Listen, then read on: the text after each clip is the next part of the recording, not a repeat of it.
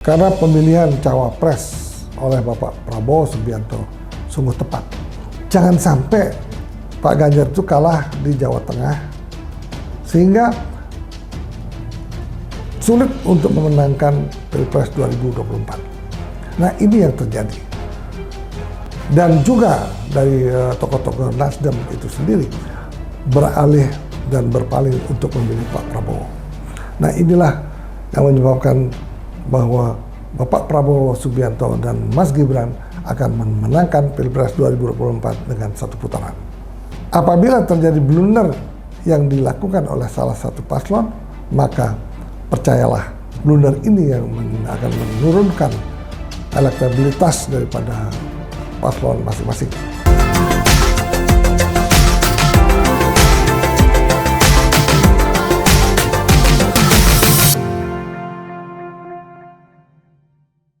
Selamat siang, kita kembali bersama Mr. Puisi Live.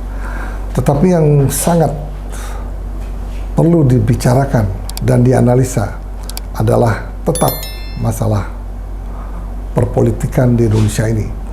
Menjelang pemilu 2024, banyak sekali masalah-masalah yang bisa kita lihat saksikan di sosial media.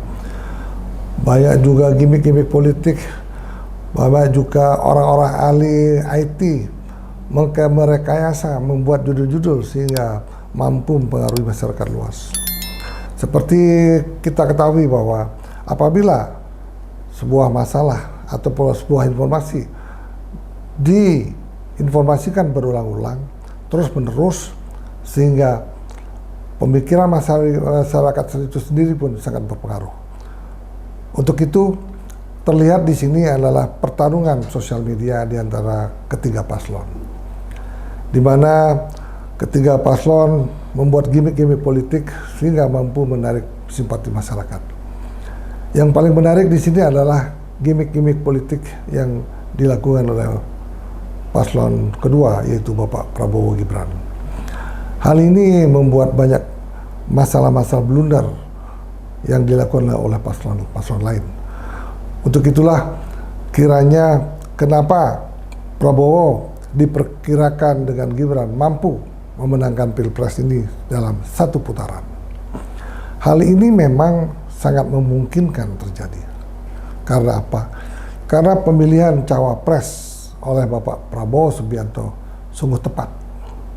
Kita bisa melihat di desa-desa, di pasar, kemudian di perkotaan, setiap ditanyakan oleh para surveyor, kebanyakan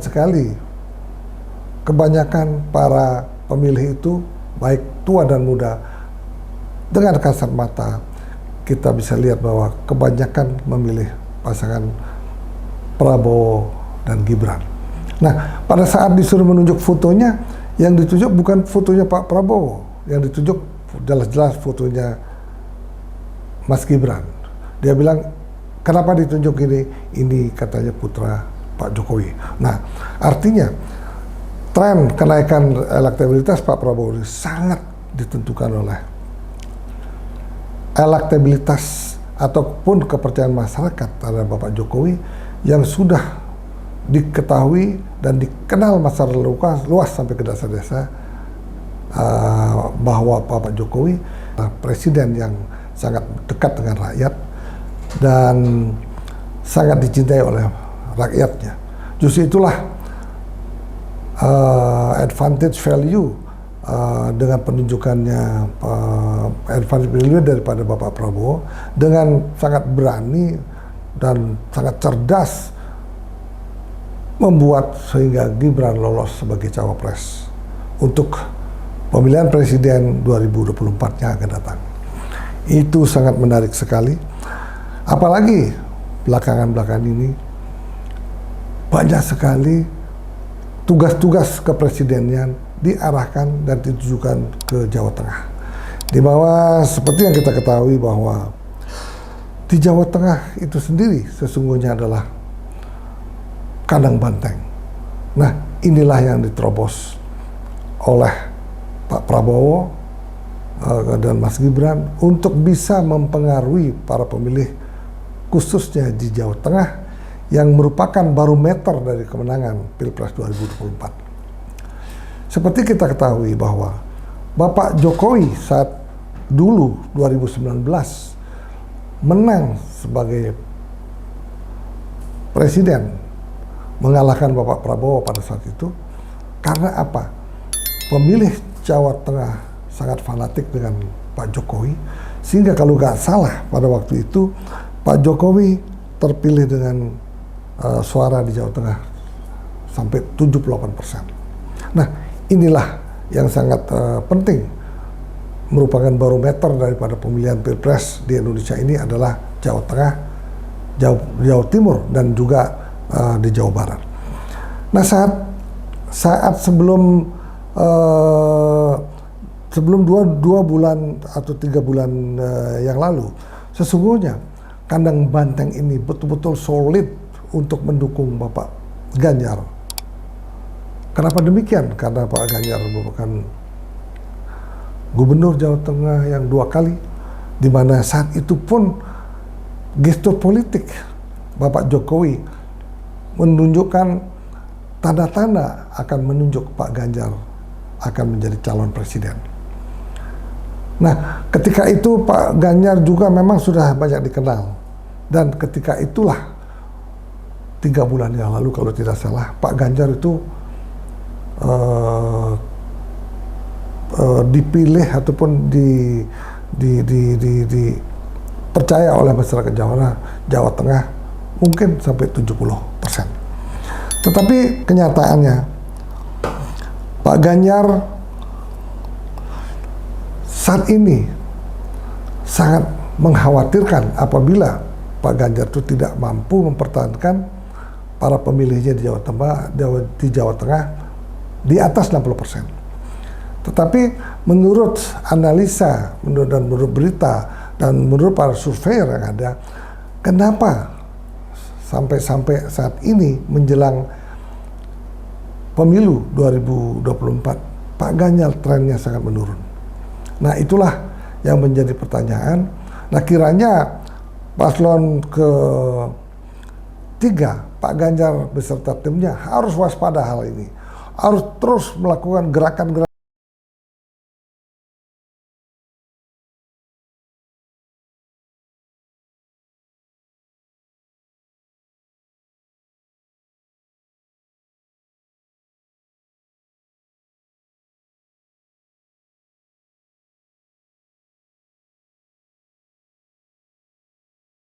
menangkan Pilpres 2024. Nah, ini yang terjadi. Saat ini yang sangat banyak diberitakan oleh masyarakat luas bahwa sampai-sampai berita dari luar negeri mengatakan pemilu itu sudah selesai. Bapak Prabowo menjadi presiden dan memenangkan Pilpres 2024. Sampai ke luar negeri gaungnya, sampai ke kita juga, sehingga inilah bisa mempengaruhi masyarakat luas, sehingga tren masyarakat luas itu yang tadinya berbondong-bondong memilih Pak Ganjar dan Pak Anies, beberapa tokoh-tokoh daripada PDI Perjuangan juga, dan juga dari tokoh-tokoh Nasdem itu sendiri beralih dan berpaling untuk memilih Pak Prabowo. Nah, inilah yang menyebabkan bahwa Bapak Prabowo Subianto dan Mas Gibran akan memenangkan Pilpres 2024 dengan 1 putaran. Itu yang terjadi. Tetapi hal ini tidaklah bisa kita mengatakan bahwa pasti akan terjadi 1 putaran. Karena apabila terjadi blunder yang dilakukan oleh salah satu paslon, maka percayalah blunder ini yang akan menurunkan elektabilitas daripada paslon masing-masing. Untuk itu, yang sangat menarik adalah kemungkinan sendiri paslon 1 dan paslon 3 telah bertemu kembali untuk menghadapi Bapak Prabowo. Nah, kalau itu yang terjadi, itu akan membuat mungkin blunder untuk Pak Prabowo, tetapi yakinlah konsultan politik Bapak Prabowo sudah mewanti-wanti pastinya untuk memberikan informasi kepada Bapak Prabowo, jangan sampai ada emosi lagi seperti debat politik sebelumnya. Mungkin Pak Prabowo harus menjawab dengan santai, menjawab dengan senyum, dan menjawab apa adanya.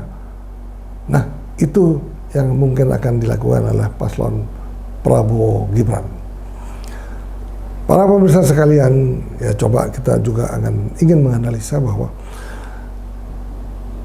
Pilpres 2024 ini adalah merupakan Pilpres yang sangat unik. Karena apa? Baru pertama sekali ini ada 3 paslon yang memungkinkan untuk terjadi pemilihan 1 putaran maupun 2 putaran. Nah, ini yang tren yang baru kita alami di Indonesia. Kemudian kenapa sampai Bapak Prabowo dinyatakan oleh banyak orang, oleh banyak surveyor, dan juga oleh pengawat politik dalam dan luar negeri, trennya terus meningkat. Sekarang ini dari 48,5% sudah meningkat.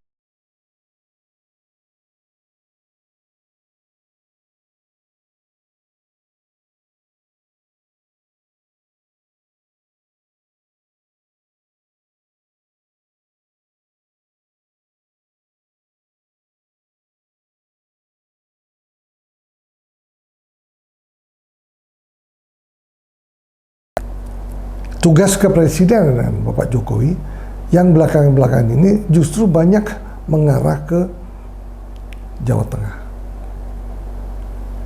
Itu sangat dengan kasat mata bisa dilihat. Ya karena apa? Beliau ini tidak berkampanye, mereka melakukan atau melaksanakan tugas kepresidenan yang sudah diprogramkan jauh-jauh hari sebelumnya. Ini yang terjadi. Tapi tidak bisa ada satu orang pun yang bisa menyalahkan apabila Bapak Presiden itu melakukan kunjungan ke Jawa Tengah dengan membagi-bagi bansos. Itu mungkin sudah direncanakan jauh-jauh hari sebelumnya. Itulah yang terjadi. Namun demikian, banyak juga orang mempermasalahkan kenapa harus tugas ke Jawa Tengah. Kenapa nggak mungkin ke tempat lain? Nah, seperti yang kita ketahui bahwa memang itu adalah hak timnya Bapak Jokowi, Sekretaris Kabinet yang sudah membuat program kerja untuk membuat kegiatan di Jawa Tengah. Nah, kebetulan pada saat ini menjelang pemilu, itu merupakan keuntungan dari Pak Prabowo dan Mas Gibran. Karena seperti kita ketahui sesungguhnya kalau kita bandingkan kekuatan politik Pak Ganjar dengan Pak Prabowo 3 bulan atau 4 bulan yang lalu, sesungguhnya tren Pak Ganjar memang luar biasa tinggi dan Pak Prabowo saat itu hanya mungkin mendapatkan suara dari Jawa Tengah mungkin 20-25%. Nah, inilah banyak yang